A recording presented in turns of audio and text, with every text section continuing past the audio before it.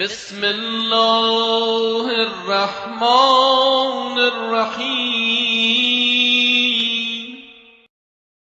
اللهم إني أسألك فيه ما يرضيك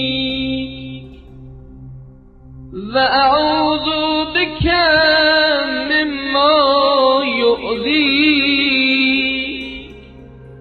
وأسألك التوفيق فيه لأن أطيعك ولا أعصيك